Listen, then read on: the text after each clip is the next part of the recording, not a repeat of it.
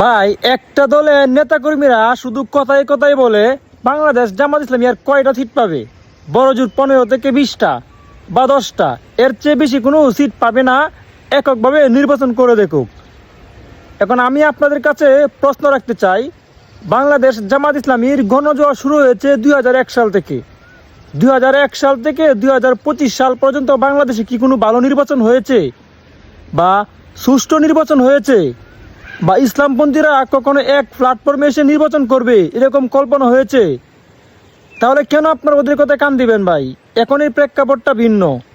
এই প্রজন্ম কি চায়, এই প্রজন্মের মন মানসিকতা কি, এই প্রজন্মের রুচিবোধ কি, সেটা বাংলাদেশ জামাত ইসলামী ও ইসলামপন্থী দলগুলো ভালো করেই জানে। তাই সামনের নির্বাচনে বাংলাদেশ জামাত ইসলামী সংখ্যাগরিষ্ঠ আসন পাবে, সে আশা আমি ব্যক্ত করতেই পারি। আমি আমার মতামত প্রকাশ করব, আপনি আপনার মতামত প্রকাশ করেন। কিন্তু আজব গুজবি বা মিথ্যা বানোয়াট কথা বলে মানুষকে সেখান থেকে দূরে সরানো যাবে না। তাই সামনে যে নির্বাচন হবে, সেই নির্বাচন হবে ব্যালট যুদ্ধ। সেই নির্বাচন হবে ইসলাম প্রিয়দের জন্য একটা যুদ্ধ করার সামিল।